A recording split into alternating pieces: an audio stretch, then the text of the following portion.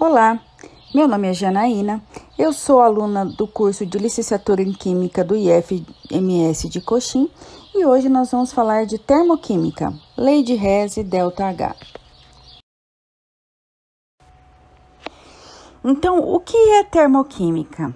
Termoquímica é um ramo da fisicoquímica que estuda as reações químicas e os processos físicos que envolvem trocas de calor.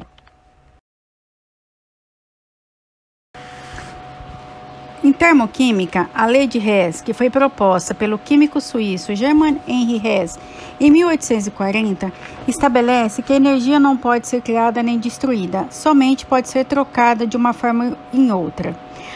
A soma das equações químicas pode levar à mesma equação resultante.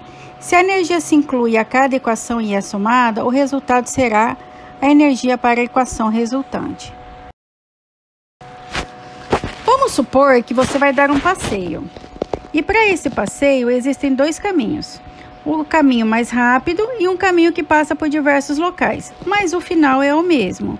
O local que você vai chegar é o mesmo. Assim é a variação de entalpia em uma transformação. Ela é a mesma, passando por etapas intermediárias ou não.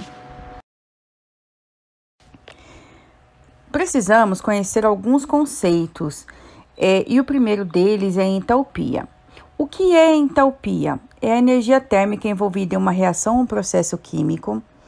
É a energia térmica envolvida nos diferentes tipos de reações químicas, onde substâncias simples têm por convenção entalpia igual a zero. Há 5 tipos de entalpia que podem ser calculados: formação, combustão, ligação, neutralização e dissolução.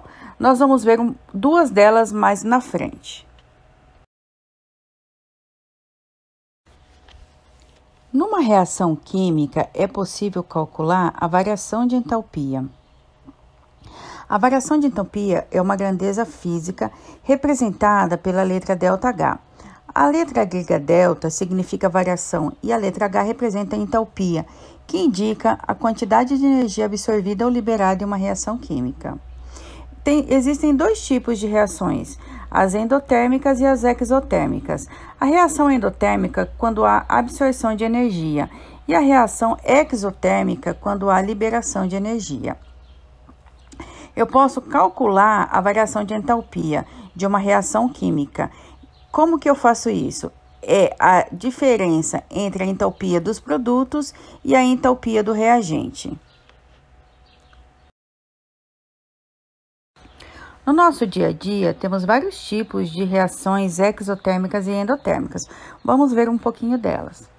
As reações exotérmicas, por exemplo, a combustão do etanol e da gasolina, a queima do carvão, a passagem do estado de vapor de água para o líquido, condensação, a formação de neve, a água líquida se solidificando, solidificação, a combustão de alguns gases, entre eles o propano no bico de Bunsen, o gás de cozinha é um exemplo também, uma bolsa de aquecimento, a nossa respiração, a queima dos alimentos fornecendo energia para o nosso organismo.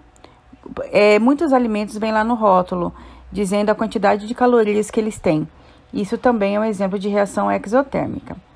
A queima da palha de aço são exemplos de reações exotérmicas. Já as reações endotérmicas, eu tenho, por exemplo, a fotossíntese, que é a energia fornecida pelo sol e absorvida pelas plantas. A fusão, o gelo derreter, ele passa do estado sólido para o estado líquido, ele precisa absorver calor do meio. A evaporação, quando a água líquida, ela absorve calor para passar do estado de vapor. Um exemplo é as roupas secando no varal. E uma bolsa de gelo instantâneo. Nos processos físicos de mudança de estado físico da matéria, nós temos processos endotérmicos e exotérmicos. Um exemplo de processo endotérmico é a sublimação, que é a passagem do estado sólido para o vapor, a fusão, que é a passagem do estado sólido para o líquido, e a vaporização, que é a passagem do líquido para o gasoso.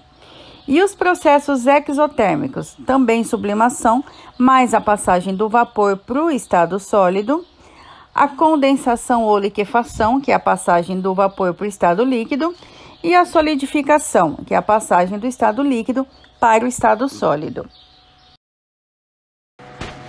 As equações termoquímicas podem ser somadas como se fossem equações matemáticas ou algébricas. Invertendo-se uma equação termoquímica, o sinal do ΔH também será invertido. Multiplicando-se ou dividindo uma equação termoquímica por um número diferente de zero, o valor do ΔH também será multiplicado ou dividido por este número. As equações termoquímicas são uma forma de se representar uma equação química, semelhante a uma equação química comum, que informa a variação de entalpia resultante do processo, a pressão e a temperatura ambiente, podendo informar também os estados físicos dos reagentes e dos produtos, como os exemplos abaixo. Nós temos o H2 mais meio de O2 dando água no estado sólido com uma variação de entalpia de menos 292,6 kJ. O H2 no estado gasoso mais meio de O2 no estado gasoso dando H2O, água, no estado líquido, eu tenho uma variação de entalpia de menos 286,6 kJ. E a última equação, o H2 mais meio de O2 no estado gasoso, dando H2O no estado de vapor, eu tenho uma variação de entalpia menos 292,9 kJ. Ou seja, eu tenho a mesma reação, dando produtos com formas físicas diferentes, mudando a variação de entalpia em cada uma delas. A quantidade dos reagentes e produto também influencia no valor do ΔH. O ΔH, ele depende da quantidade de reagente e produto. Assim, ao multiplicar ou dividir os coeficientes de uma equação, devemos fazer o mesmo com o ΔH da reação. Vamos usar os exemplos abaixo. O H2 mais o cloro no estado padrão, dando 2HCl, tem uma variação de entalpia de mais 184,9 kJ. Se eu multiplico por 2 essa reação, 2H2 mais 2Cl2 dando 4HCl, eu tenho também que multiplicar a variação de entalpia por 2, ficando mais 369,8 kJ. Se eu reduzo meio de H2 mais meio de Cl2 dando uma molécula de HCl, eu reduzo também pela metade a variação de entalpia, ficando mais 92,4 kJ. A entalpia de formação. A entalpia de formação é quando uma substância simples no estado padrão forma um mol de uma substância composta. Lembrando que estado padrão é o estado físico e alotrópico mais estável em condição ambiente, a 25 graus Celsius em 1 atm. O que é um estado alotrópico? A alotropia ocorre quando um elemento químico origina duas ou mais substâncias simples diferentes entre si. Um exemplo é o oxigênio e o ozônio. O oxigênio com fórmula O2 e o ozônio com fórmula O3. As substâncias simples no estado padrão possuem entalpia igual a zero. A entalpia de um mol de substância composta é numericamente igual ao seu calor de formação. Vamos ver o exemplo abaixo. Ó. Meio de H2 mais O2 dando uma molécula de água. O ΔH é calculado pela entalpia do produto menos a entalpia do reagente. A entalpia do produto é menos 68,4 e a entalpia dos reagentes é zero. Por isso, o ΔH, a variação de entalpia, é menos 68,4. Lembrando que é uma reação exotérmica.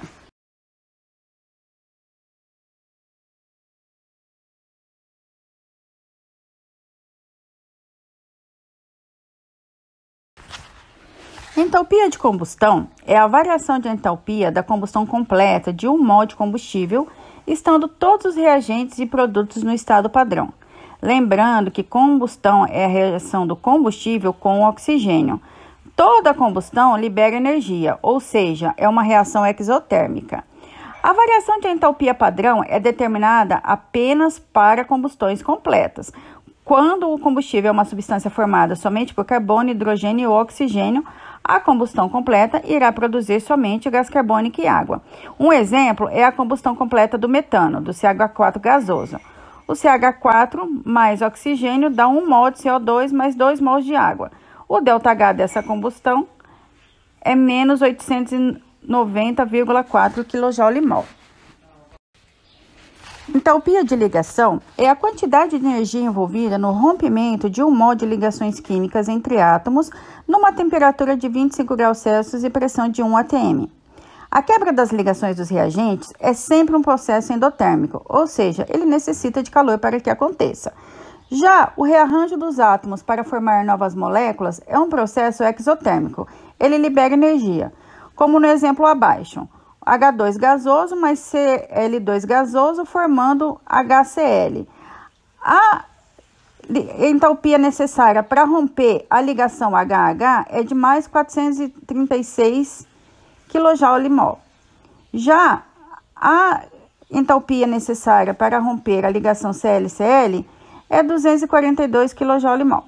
Já a energia liberada para a formação do HCl é 2 vezes menos 431 kJ. Ou seja, o ΔH é mais 678 kJ, que é a energia absorvida, menos 862 kJ, que é a energia liberada. Então, o ΔH dessa reação é menos 184 kJ,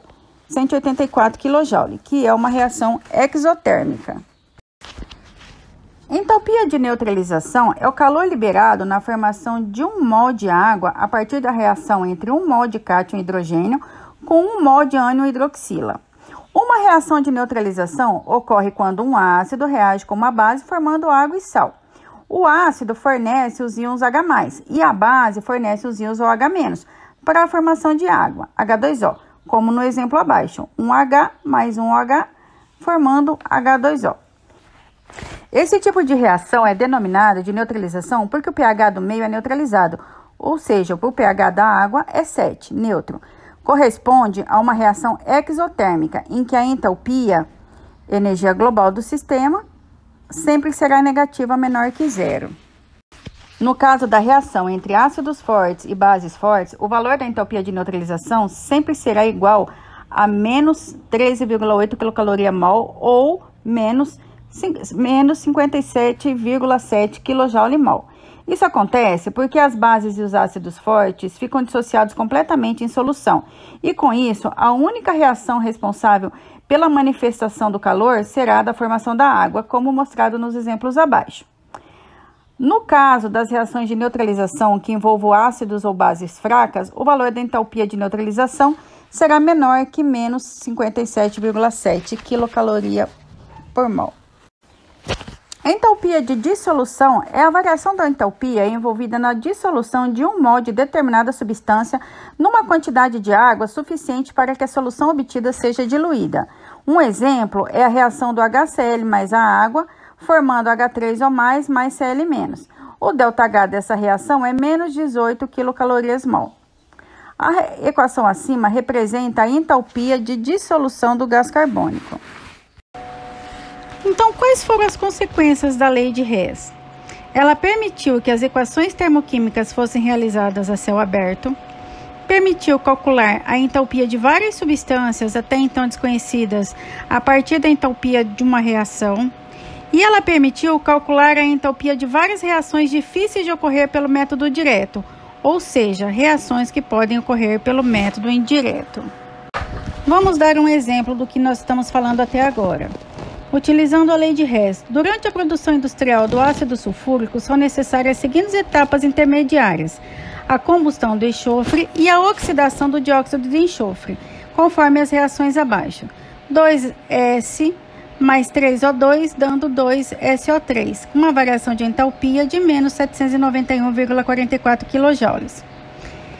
E o S mais O2 dando SO2, com uma variação de entalpia de menos 296,83 kJ. Determine a entalpia padrão de formação do trióxido de enxofre de acordo com a reação abaixo. 2SO2 mais 2O2 dando 2SO3. Como fica a resolução desse exercício? Então, eu tenho a primeira equação, eu vou manter ela, porque o meu produto é o 2SO3, e a segunda equação, eu vou inverter ela, porque eu quero o SO2 mais o O2 dando 2SO3. Quando eu inverto uma equação, eu também inverto a variação de entalpia dela, que era menos 593,66, eu vou inverter e vou multiplicar por 2 para balancear essa equação, ficando 2SO2 mais O2, dando 2SO3.